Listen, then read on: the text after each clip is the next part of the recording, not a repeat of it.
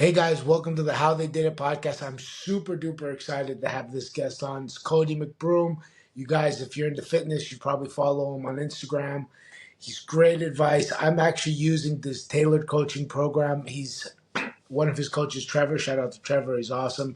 He's helping me on my bringing back, coming off my diet on my reverse diet after my big weight cut that I did for my bet. So he's excellent, someone I really enjoy following.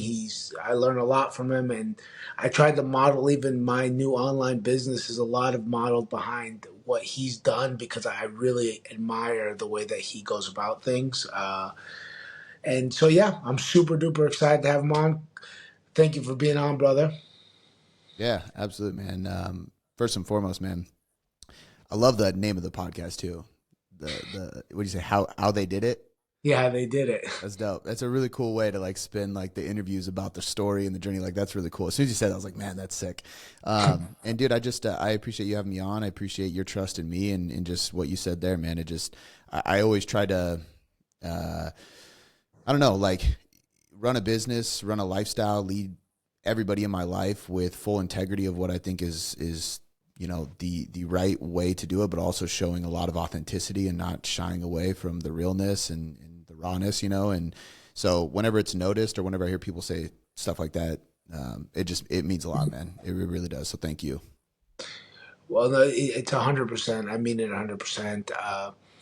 Honestly, I have much respect for many guys in the fitness in the industry, and when I was looking at getting a coach to go through my reverse diet, not mostly because I had some specific goal, but because I know myself and I don't get a lot of time off work. So when I get time off work, especially during the Christmas holidays, and I go back home to my family, we have like eating is our love language. We like everyone shoving food down each other's throat. That's just generally normally I'll gain like, up to like sometimes even like 15 pounds over that time, over that like 2 week, not even 2 weeks, like 12-day time span. Like it just blow up. And just the fact that I had somebody to kind of answer to slowed that process down. Maybe we got 5 pounds and I kind of got it back off, and I've kind of in this nice middle ground where, and the reason why I chose you to do that is because you were actually doing a reverse diet beforehand as well. And I was watching him, like he thinks a lot like I think in the way that your mindset works to get through the difficulties and your discipline and how you see how you choose your foods and basically all around. I'm like, well, this, he thinks so similar to me. I think this is going to work. Yeah. Well, and you know what? That's the easy part about just being authentic in your content and just sharing the journey and sharing what you're doing and talking about it, because people are going to gravitate towards it who are similar to you, who have similar mindsets to you. And then it makes the client work you do 10 times more enjoyable because you're working with people who agree with you and who trust you and who want to do the same thing. And ultimately, my grandpa used to say, you never have a story to remember if you always tell the truth. And I've always thought about that. And I'm like, man, that's the best line ever, to just not lie and to always be transparent and authentic. Because if I'm just the realest version of me, you either hate me or you love me. But if you hate me, I don't care, because I don't want to be associated with somebody who hates me anyway. I'm not going to change myself for you to like me. But also too, my job's going to be easier if people gravitate towards the real me. My life is going to be easier if I don't have to remember anything, because I'm always telling the truth, right? I don't have a story to remember. I just tell what is, tell what's real, tell what I feel. Things just always work out better, but no, it's cool to hear that. And we've done a lot better at documenting what I'm doing in my physique journey, and even like some of the vlogs now that we've started to put out on the YouTube channel, as well as even just some of these like shorter podcasts I've been doing on like mindset. It's just me telling my journey as an entrepreneur and as a coach and as a father and as a husband, and like what I go through, what goes through my mind, like you said, like the thought processes I have, because I'm a very introspective person, and I want to share that with people, because I think if you can question yourself, question your emotions, question your decisions, question your actions, like you just learn so much more about life and how to operate at a high level. You know what I mean? And I've done a lot more intention, like putting out a lot more of that intentionally, and I think it's paying off. Like I've been getting a lot of good feedback of like, I don't know, exactly what you said, essentially. Getting to hear how my brain operates and people saying like, man, like either A, that's exactly how I think as well. I love this. Or B, damn, I need to start thinking that way because that will shape the way my life is for the better. Well, for a lot of people that don't know that are watching the show, you have competed in in physique competitions. You are a certified personal trainer, a certified sports nutritionist, and you run a very successful online training program, coaching program. Can you give me a little backstory how that started? Did you start in the gym as a personal trainer? Did you start as a competitor? What's your backstory? Yeah, man. So I grew up the chubby kid. I played soccer, but outside of that, I wasn't really athletic by any means. Skateboarded, but and snowboarded, but just the typical, like nothing crazy. And in high school, I hit a growth spurt, got pretty good at soccer. Basically, growth spurt, got better on the field, made captain, varsity freshman year, one of the only freshmen on the team, and then I made captain sophomore year, tore my meniscus, had surgery, gained some weight, came back, started like slowly losing some weight, made captain again senior year, tore my ACL and my meniscus. Same knee. Yeah, it was just terrible. Gained more weight, graduated high school. Friends go off to college. I'm like kind of just sitting around, getting into not the best stuff, hanging out with the not the best crowds, getting into some trouble, going to community college for business, which I just did because my dad was paying for college and he was like, just go and learn business and I'll get you a job selling oil because that's what industry he's in. I was like, all right, well, I ain't got shit else to do, so that's fine.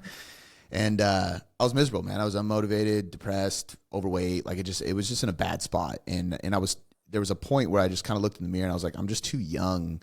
I'm 18 years old. Like I'm just too young to be, I mean, not to be brutal, but like fat, unhappy, and lost with no direction, right? Is basically how it was. And I went cold turkey, dude. I literally remember the day I looked in the mirror and I just like analyzed my body with rawness for the first time. Like I didn't try to hide from the mirror, hide from the scale, hide from the doctor, anything like that. I just looked at myself and was like, dude, what are you doing? And I made a commitment literally that moment. I journaled it.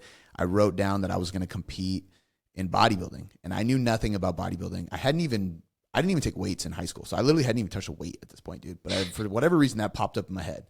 And I didn't know about the different divisions or anything. And I just started my weight loss journey, which started with, I'm not drinking Mountain Dew anymore. I'm drinking Diet Mountain Dew. I'm not having whole milk. I'm having fat-free milk or 1%. I just looked at a label and was like, I think that makes sense. And I was cutting calories without knowing. Yeah. And I started losing weight, man. And then I started, going to the gym at like a 24-hour gym in the middle, like late at night so I could avoid any people I knew from high school and stuff.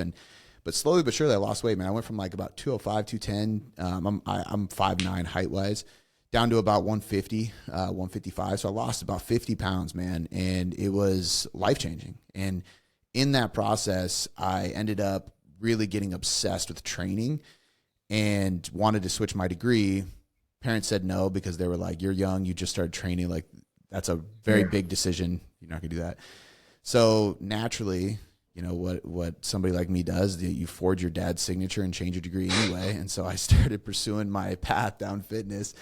And months and months later, they found out and just accepted it because I was excelling finally. And I was excited finally. And I wasn't getting into trouble anymore. And so that just took me down the path, man. I ended up finishing school, doing an internship, get hired at that gym that I got an internship called Vigor Ground Fitness and Performance, owned by Luca Hosovar.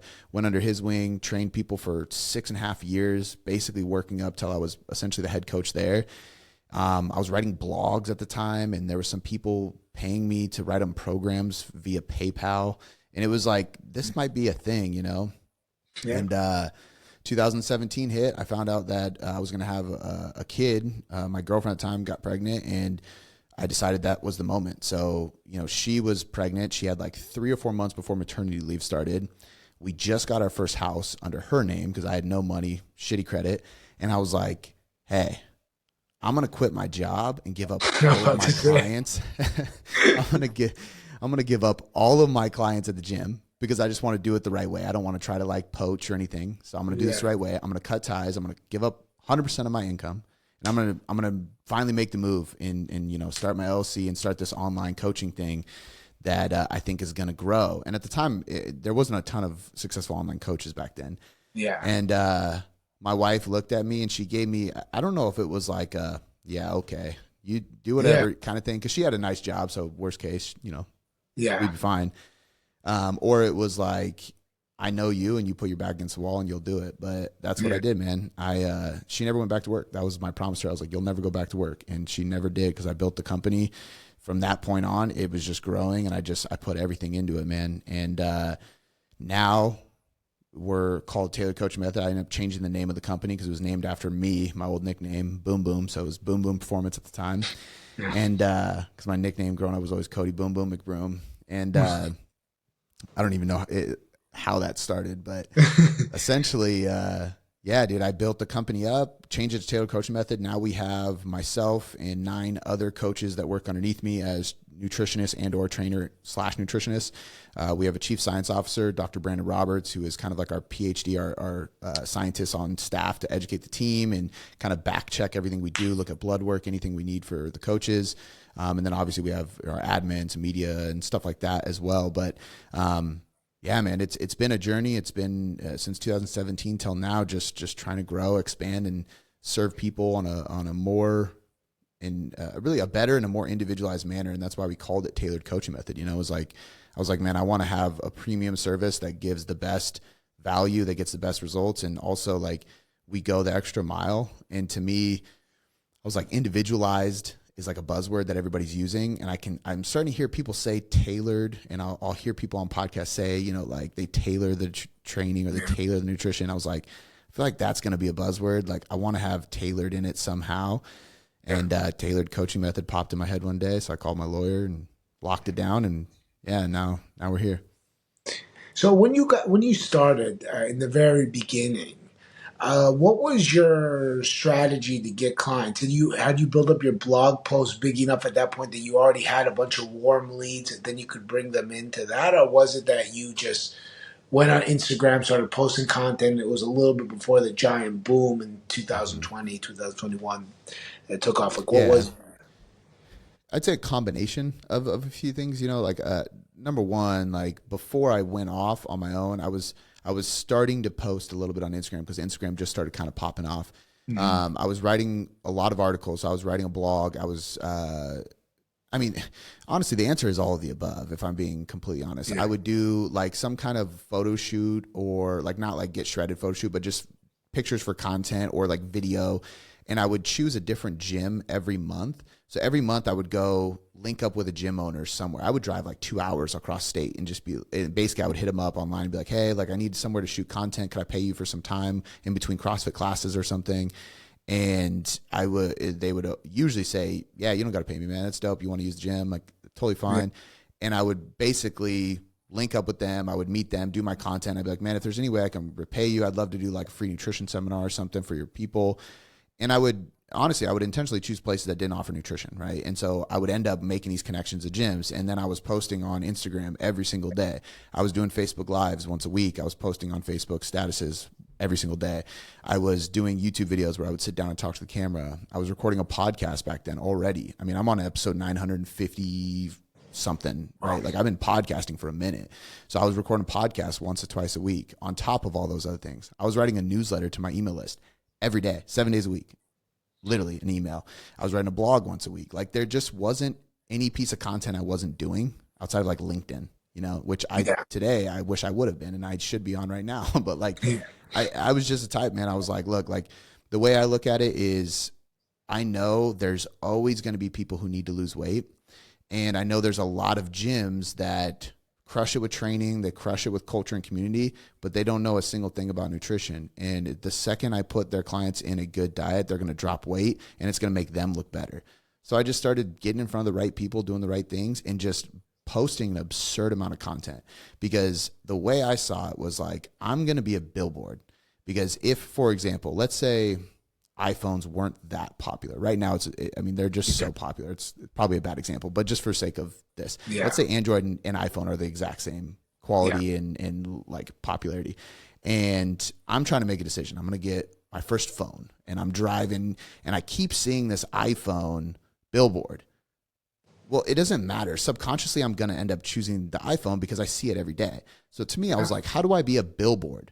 Well, every time you open Instagram, you're going to see something from me because I'm just going to post so much content that you either unfollow me because it's annoying, or you stay following me because eventually you're going to need help and I'm the person you're going to reach out to. Like, that was just my mindset. And to this point today, it still is. People complain about the algorithm or, engagement. I don't give a shit how many likes I get. If somebody's seeing my post constantly, whether they, like, of course, I want to relate to the person. I want it to sell them in a way that helps them and gives them value because it's fitting their needs. But if they just see that I'm creating content around what I love to do and it's nonstop, that means I always have something to say. I always have value to give. And I know a lot about what I do. Right. And so to me, volume is king. And so I just kept posting. And, I think I was just in the back of people's brain. There wasn't as many people doing it. And back then on Instagram, I could just take a picture of this phone and post it and say new phone, and I would get a ton of engagement. It was just because it was it was a new social media. So I definitely leveraged that. But at the same time, there was things that weren't that popular that I was using because, again, the more you can get stuff out there, the more you can help people, the more value you can create and just get it in front of people, the more likely you are to generate leads, get clients, and build a company. And to this day, we've never ran an ad. Like, we don't run ads. And I'm not saying the ads are bad. I think they're better for products versus services. Personally, I just looking at trends and knowing what I know, that's just a fact. And it doesn't mean that I'm not ever going to run ads. We're growing to a point that we probably will soon. But to this day, we've never had to because we're just known as being great at what we do, For sure. And I'm curious about that. So when you didn't run ads to get your leads, so that's quite interesting. Um, you said that you follow trends. How do you find these trends? Like, how do you searching up trends? Are you just reading on Instagram what's going on and seeing what other people are doing, or do you have resources? I think it depends. So, like, number one, I believe that, and I'm stealing this from Alex Hormozy, but advertising is great. Don't get me wrong. But I've watched people crush it with ads, yet never grow past a certain point because their product sucks, right? So it's like, at the end of the day, if you're just the best, like, your clients market for you, So we are just so good at what we do. Our clients are going to tell other clients about us, and we're going to get referrals. We also are just a team full of really passionate people. And so when you're around us, when you talk to me, when you talk to somebody on my team, it's just hard to ignore that we have a lot of, like, I would rather spend more of my time learning about perfecting my craft so that every time I have an interview like this, every time I get on my story, every time I answer a question, every time I do anything, it's like nobody questions my answer. Yeah. Right. Because they feel the passion. They see that there's evidence behind what I'm saying. Like, I don't know. Like, I think that stuff conquers ads always. And if you do enough of that, like, I doubled down on Instagram and all that stuff when it was growing, and that was really important. But once you solidify that, and this is, even with the website, like, a lot of people undermine how important a good website is, because I've always written articles. To this day, we still put out articles on the website because SEO is always going to be king, right? Like, search engine optimization. So if we think about, like, John Romanello said, Google is Instagram is like the house party, right? Or TikTok is like the house party. You want to be there. It looks really cool and it's super popular right now, but Google owns the whole entire block. Meaning, like, no matter what, it's always going to be there. Like, the house party, that kid's going to grow up and move out, and there's not going to be any college parties there anymore. The block is still there, right? And it doesn't mean we don't, it's not that we don't invest in Instagram, TikTok, stuff like that. It's just, you can't forget about, like, the staple. When somebody needs help, they go to Google and search the question that they need help for, right? So, like, you talk about reverse dieting at the beginning. We're the number one image on Google Images when you type in reverse dieting transformation, reverse dieting results, reverse dieting case studies, stuff like that. That didn't happen by accident. I intentionally created content on a website with SEO tools and tricks and code and stuff like that, like, behind like keywords, because I wanted people to find us when they searched reverse dieting or they were looking for a coach to help them reverse diet, because we were really good at doing that. So point is like, I think that I leverage certain things like that, that's not a trend. I think that trends can distract people. Yeah. Whereas I'm always got my mind focused on like, okay, what's the big picture here? What's the most important thing first and foremost? And then as trends come and go, I'm gonna do what I can with them. Now, how I pay attention to trends, I think it depends on what's going on, right? Like, so for example, TikTok started and I didn't jump into that like I should have, because I could probably have a huge following on TikTok right now, and I Yeah. don't because I didn't invest time in it. Sometimes I'm like, damn, I kick myself for it because I just can repurpose the content I have. And now that I'm Yeah. doing it, it's like I'm way behind. However, at the same time, most of my demographic isn't typically on TikTok because we TikTok. are a Yeah. higher end coaching service. It's going to be, but that could be an excuse. Let's be honest. So that's a type of trend. Then there's the trends that people, it's like, what's going on right now. There's, like for a while, like TikTok was looked at as like, it's just a dance app, right? Yeah. That was, Kids. that was a trend. Yeah. Like, well, people would just do these dance moves on it, and that's all TikTok was. And now it's a whole bunch of things, but like dancing was a trend. There was like the flipping the water bottle thing. That was a trend. Planking on stuff. That was a trend. Like, there's certain trends that pop up, and it's important to recognize whether or not it's useful, because as a coach and as a business owner, I can see a trend pop up, and number one, I can go, okay, does that align with my personality and my brand, like authentically? Like, there's like goofy stuff, and I'm like, if I would just started doing that, people would know it's fake, because that's not my style. It's not who I am. So Yeah. I can't do that. Number two, if it does align with me, is this something that I can quickly jump on? Because if I see a trend, I'm like, damn, these videos are popping off, but they've been popping off for a month. They're going to die quick. I'm too late.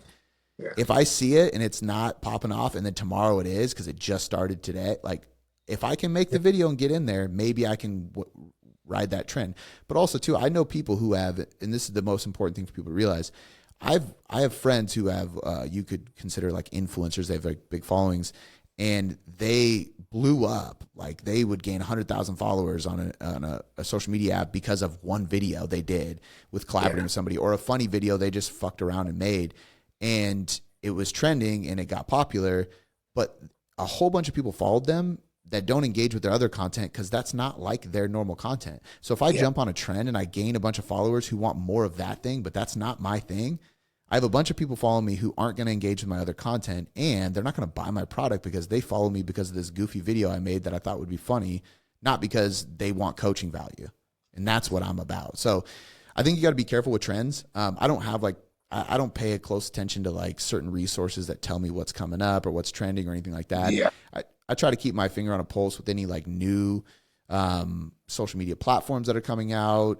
I try to pay close attention. I think that's the best you can do, is just really just look at things and notice, I think long form content's coming back. There's a lot more vlogs coming out. There's a lot more podcasting being popularized.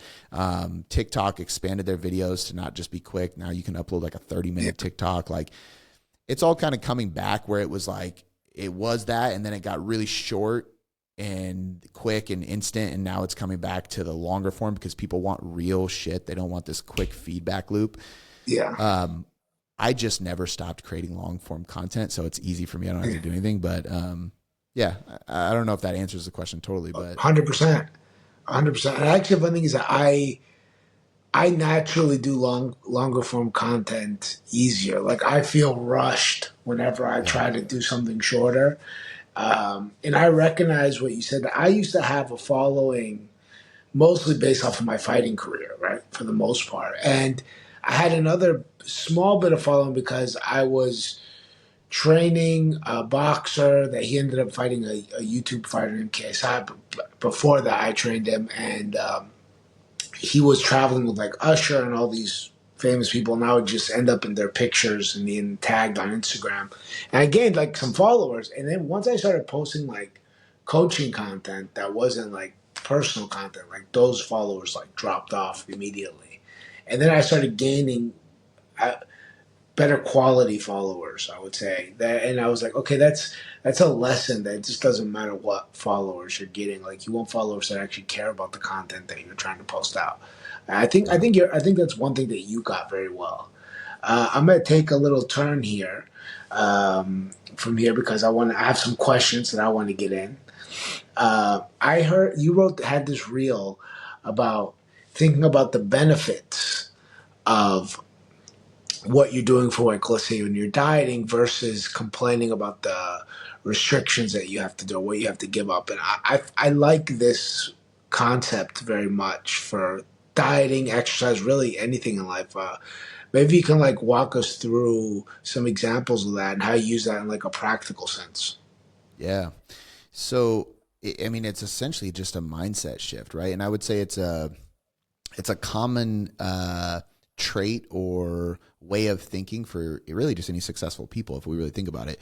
It's. I mean, if we want to simplify it even further, it's the glass half empty versus glass half full kind of people. That's all it is, right? Because somebody goes into a diet, and what I had said is the way lean people think is they think about the benefits versus the sacrifices. So when they go into a diet, they go into their fat loss phase or their journey or whatever progress they're trying to make, they think about the way their body's going to end up looking. They think about the health improvements. They think about the confidence they're going to gain, the energy, the strength, all of these benefits that they're so excited about. Whereas the person who doesn't successfully accomplish the goal goes into it thinking about how they're going to miss out on XYZ social events, or they're going to have to spend time meal planning and prepping, or they're going to have to track their macros in the app. Like, that's the worst one, is like, tracking macros is just really tedious.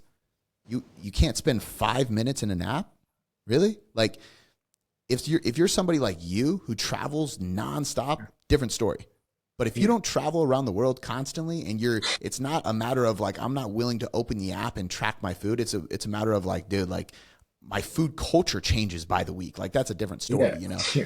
But my point is that these people typically, they immediately think of the negative. They immediately think of the sacrifices they're going to have to make and the work they're going to have to do.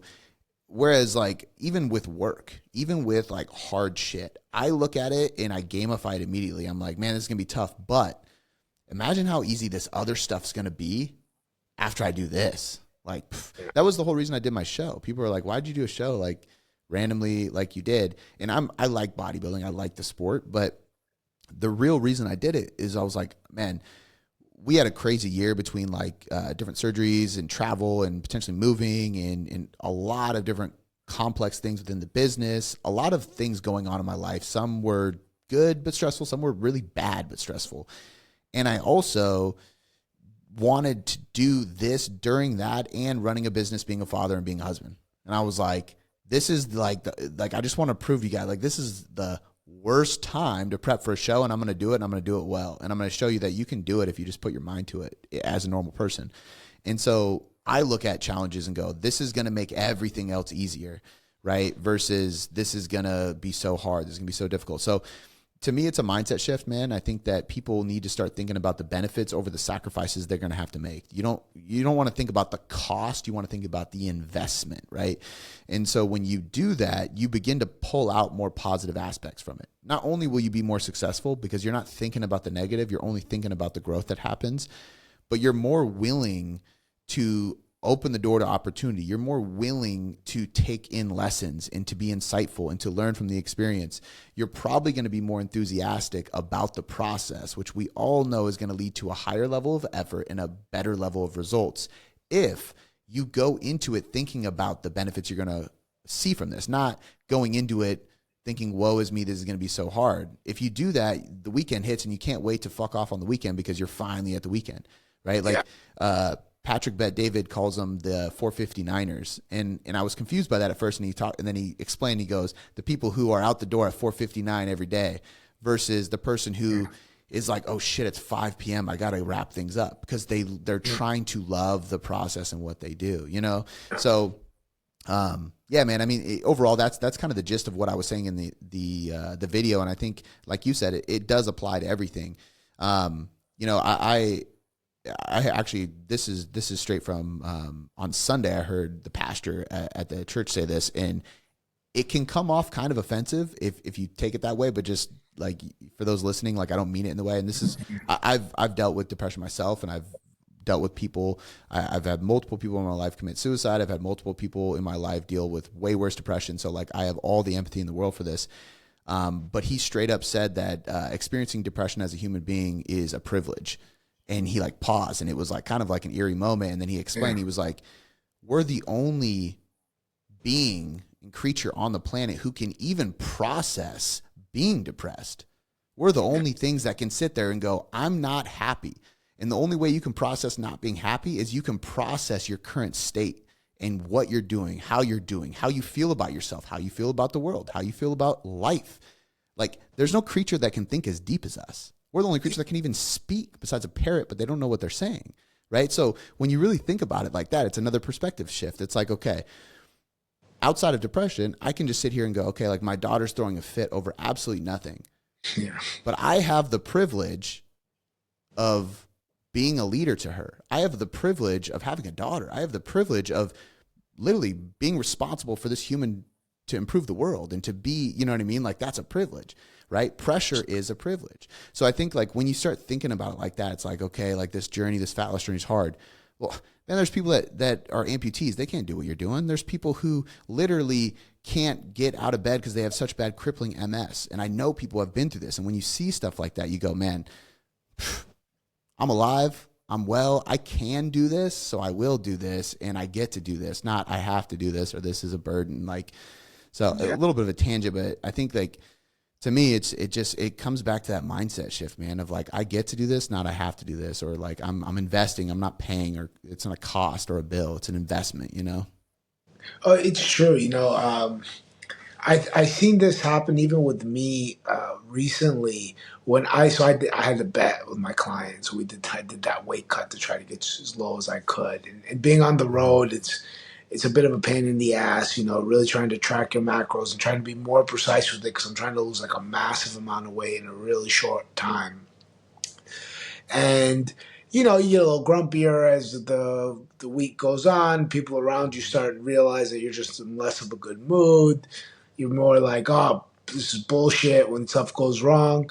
And it was funny. It was a moment where I saw somebody I know on Instagram. Is a friend of mine who had a terrible accident in jiu-jitsu, and he became quadriplegic. And his mindset during that situation was so inspiring because even when it happened, even when now he's at the point that he's able to move a lot better, but still, he can't walk. And from being like a high level competitor to being somebody that is in a wheelchair, and he just has this like enthusiasm for life and he's attacking it. And I would watch his videos on Instagram and I would just step back and I'm like, whoa, what a blessed life you're living right now. Like you get to have your diet bet and do whatever you want. This guy's out here enjoying life. Like it switched my whole mindset.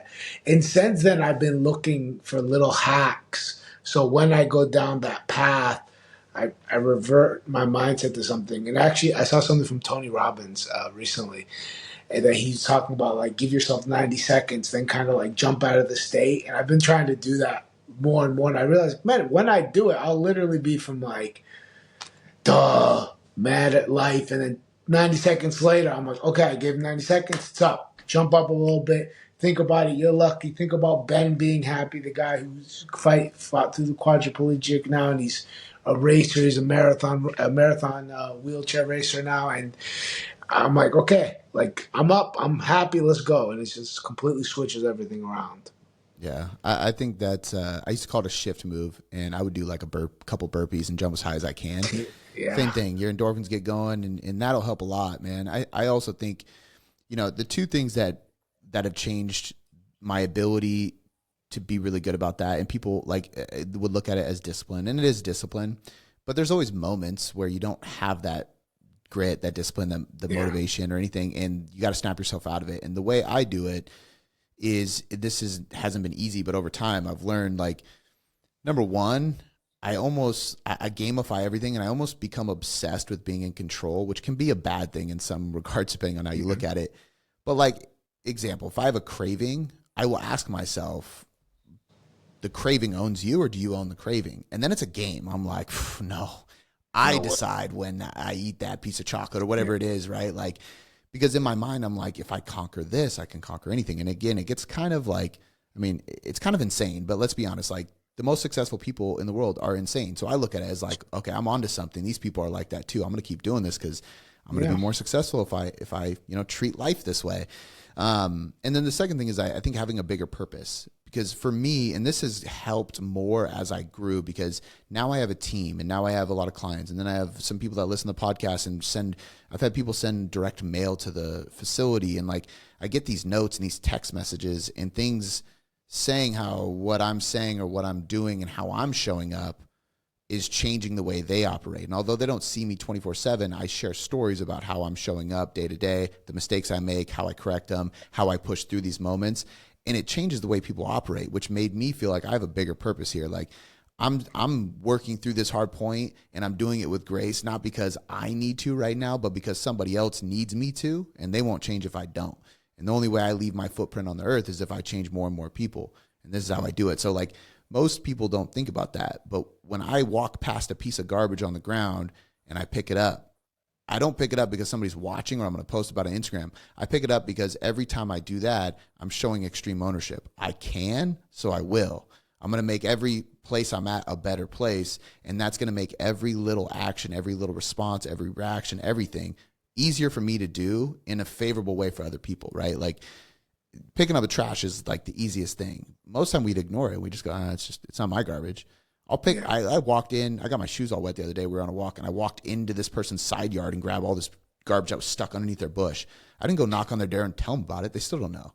But I did it Yeah. and I put it in my garbage can by the time I got home, because if I can, I will. My daughter was watching. That's a plus. But even if she wasn't there, I'd still do it because it's making me more of that person, which makes it easier to do it every other time. And that's going to impact the people around me everywhere I go. Like, and that's a bigger purpose than just my fat loss goal or whatever it may be. And not everybody thinks that way, but I think everybody should. Like, I mean, just imagine the world if the majority of people just were constantly trying to show up better to positively influence the people around them, whether it's people they know or don't know. Dude, like the world would be way different today. You know what I mean? So like, I'm going to play my part. 100%. I agree. I think that's a great way to look at things. So I'm going to take one last turn here. A lot of people don't know this about me, actually. Before I became an MMA fighter, I tried to be a WWE wrestler. I was obsessed as a kid. So the reason why I got into the UFC to start with, my mom, well, I was raised by my mom, moved to Greece when I was young, about 5 years old, and when I left, wrestling wasn't shown in Greece. By wrestling, I mean pro wrestling, right? Like Right. WWF, like sports entertainment. And at one point, my stepdad, my mom met a man who was from America, and he had brought me a bunch of wrestling tapes as a present. And one of the wrestling tapes he mixed up, and it was a UFC tape. He thought it was wrestling. That's kind of how I got into the UFC. I ended up fighting and then went there. But at some point, I tried to become a pro wrestler. So I actually went to. I lived in Allentown, Pennsylvania, with Afa, the Wild Samoans, like the family of The Rock and all the wrestlers. So I tried to get in. I was 5'6" at the time, 265 pounds, obese. I was obese as a teen. I started losing weight. That was my first introduction to nutrition. I kind of figured out what like basic nutrition was and counting calories, and I lost a bunch of weight. Then it was my first time starting weight training, and that's how I started learning this process. But the point about this is, I was a big wrestling fan until I decided I'm 5'6". I'm never going to become a wrestler. Now I'm 5'9", but still, there's no chance I'm getting into WWE.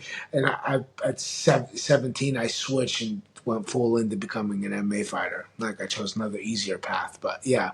Uh, so I saw that you trained some WWE wrestlers. I would love to hear some stories, how they trained, anything you got from me. I'd love to hear it.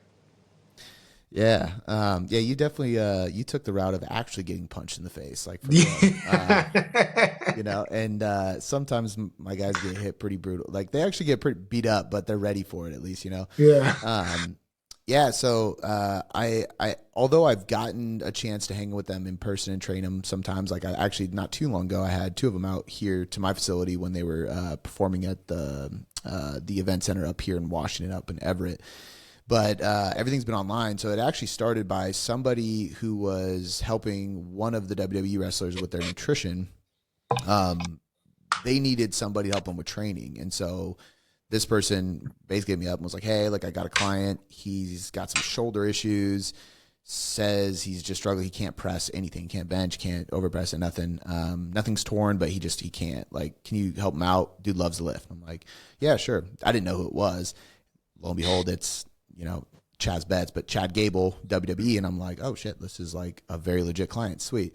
Yeah. So I started online coaching him, like just like I do with everybody else, just doing some like virtual assessments, a bunch of phone calls, figuring out what was going on. And after less than 6 months, got him pressing heavy again, got him feeling amazing, hitting PRs, building muscle, looking great. And then soon, like shortly after that, Otis jumped on board with because they trained together. That's his partner in the ring. So then I ended up kind of adapting the programs because I knew they were training together. And then he referred me to a lady named Pam, who is Bailey. She was the SmackDown champion for the women for multiple times in a row. And I'm still working with her to this day. I've been took over her training and nutrition. And then she referred me to the ref, Jess, who Jess actually works with somebody on my team now, crushing it. Jess referred me to Charles, another ref, so I took on that as well. I started working with Sean, who is another ref. So we had literally all the refs were working with us. Got referred to Corbin, who is Tom and is his real name. And he's still one of my clients down in Florida. He's an interesting one. He was out here not too long ago. Just because he's so tall. He's like 6'7", 6'8". He's just a massive man. And he also does Brazilian Jiu-Jitsu as well. So training him is completely different, but it's been cool because I was just doing his nutrition, and then he hopped on board with training not too long ago. And I told him, I was like, man, I know the goal is to put on some size. I'm going to show you like how different your training needs to be because your limbs are so long. This is how we're going to make it work. And he's been growing. He's loving it. And he's like, man, this is the first time I've actually seen my chest grow, which is common with people with long limbs. But and then they're no longer in the WWE anymore, but Jess and Cassie, who were a tag team, they were working with Jess McKay, and Cassie, they were working with me. Aaron Solo from he's in AEW, which is TNT, similar pro wrestling. He still works with me. Cash Wheeler was working with me for a while. He was with AEW. I got him through some injury and kind of through a transformation as well. So I've just honestly been able to work with so many of them now. It's just been a really cool thing, man. They're hungry. They're crazy schedules, so you got to adapt a lot of stuff. But I mean, they get paid to look good and perform well in the ring, So I actually developed what I call, I developed a method of program design called performance bodybuilding around that. Cause I'm like, okay, here's this guy, Chad Gable, and this is who I originally invented it for. And then I started using it. Now it's in our app, the Tailored Trainer. It's like probably the most popular program that I've ever used on the app or with clients or anything. And he needed to look the part more than anything because you got to look good when you're on TV. But he also needed endurance because they're in there, like depending on how long his set is. I mean, he could be in the ring for a long time. He's got to have stamina. Yeah. And the dude just loved Olympic lifting. He grew up as an Olympic wrestler, and he did a lot of like clean snatches, which we were trying to get away from because of his shoulder issues. But he just liked being an athlete. So I'm like, how do I integrate like power development, explosive work, because he wants that to feel good and feel like an athlete, but also make sure he's working on his aerobic conditioning and he's got to look the part, Yeah. So somewhat contradicting goals, but I put together performance bodybuilding, and it was a training split that originally was 5 days a week. So you'd have like an upper lower kind of like a combination of, if you look at like a conjugate method where you have like a max effort and a dynamic effort, I was kind of putting them together. So instead of it being like today's just strength and then the next day is more power development and speed work, it was like, we're going to start with some speed work, get into some like pure strength powerlifting, and then finish with some conditioning. And then we had push pull legs, which was strictly like functional bodybuilding. So it was like upper, lower, push pull legs. And we would combine power, strength, and aerobic capacity in one day. Mainly power and strength, because we would have a conditioning day on a Wednesday doing like aerobic work. And then we would have push pull legs, which was primarily bodybuilding. And Bodybuilding. he felt great. He loved it. He built muscle. He was killing it in the ring. I mean, it just worked, man. So then I started adapting it for a 4-day split and like a 3-day full body split. And it was just this method of really it's undulated periodization, but it's been cool, you know? But yeah, man, I've just made great connections through them. I've, a lot of them become like really good friends, just people that, I look up to for advice in some ways and inspiration in many ways. And it's kind of reciprocated both ways now.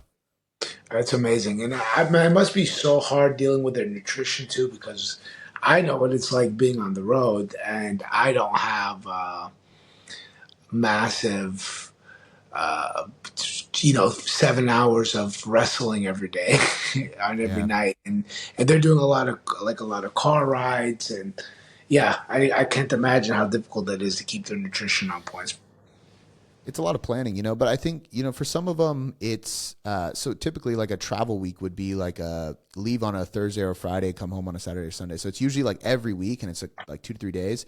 So there's options. It's like we're either super like meticulous and dialed in until the weekend. And then it's like we're playing the flexible dieting game and you're just trying to do the best you can. Um, I have some people that are just very, very locked in. They're flying with their meals, man. They want everything dialed in and prepped out, and they have somebody cook it for them. They got to travel with it. And I think for most people, if you're a Gen Pop person listening, you're like, that would be ridiculous traveling with all your food. Yeah, but if you're traveling every single week for work, it's a little bit different because you're like, okay, at some point, I'm gonna be tired of eating at the airport because I'm here every week. So Yeah. like, let me just figure this out, you know. But I've also had the pleasure of working with like one of my he's a really good friend now. I actually met he owns a gym as well and a nonprofit, and I actually mentor his trainers at the gym.